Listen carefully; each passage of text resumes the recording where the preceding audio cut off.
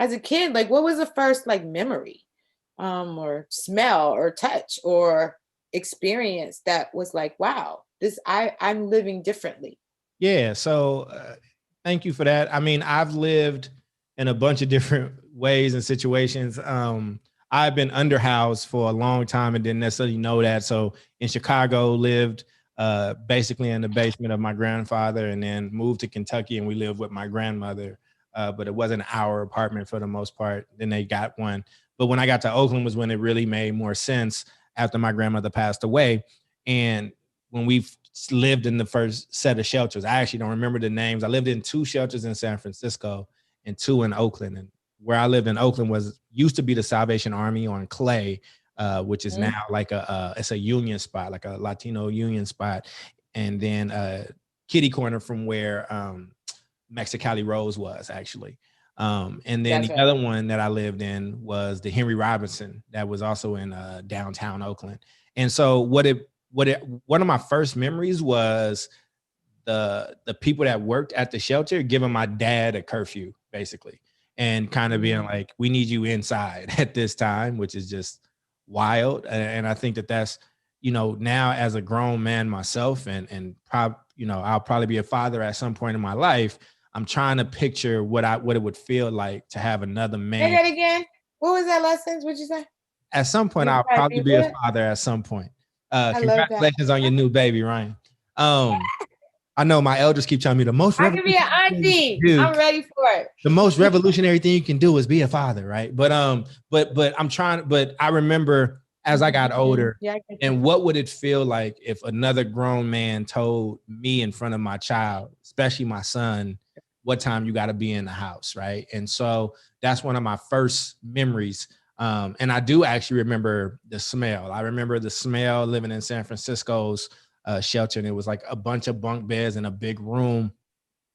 And I used to like sleep with like a coat on, and I would hold on to like a lot of my stuff. I remember I had a Sega Genesis and it got stolen, or my dad sold it for drugs. I actually don't really know what happened to it, right? Wow. But I remember it got stolen. And that kind of makes sense now that I'm an adult. He probably sold it. But I remember like sleeping, holding on to my stuff, right? And that was it was just the reality. And the other reality was I had fun living at that space. It was other kids that lived there. This is when the 49ers had won the championship. I've never been a 49er fan, but Steve Young came and I was in the front page picture with him afterwards. He had came and like gave toys and gifts for Christmas or whatnot. I remember that and being like in the paper. But it was, I remember playing like foods, like table soccer and stuff and little games like that with the other kids that were there. So, it was one of those things that you don't know something is bad until you actually have things to kind of compare it to. So it wasn't, I don't think it was the worst upbringing. That's why, I share it. It doesn't bother me to share that story. I didn't really feel as ashamed in the moment, I don't think. The one thing I do remember that I didn't like though is my clothes would come out of the bin.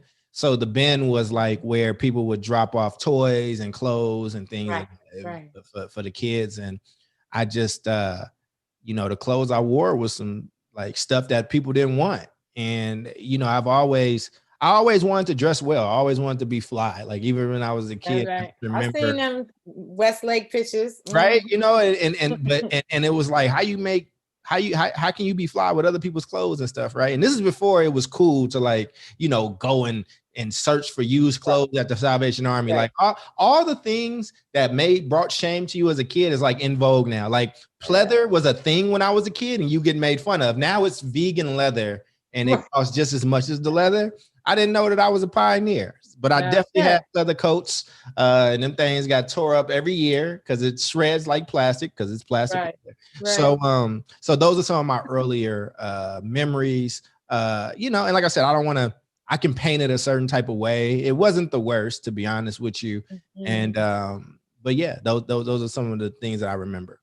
one more thing I want you to kind of go back to a little bit, Mhm. is the smell, because you said Oh yeah. you remember a smell, but you didn't really kind of say what that is. And then the Yeah. other piece is really like So the in the safety Salvation smell. Army in Oakland, it was a combination of bleach, it was a combination of funk, it was a combination of a few things. The reason why it was a combination of bleach is because this was in the 90s.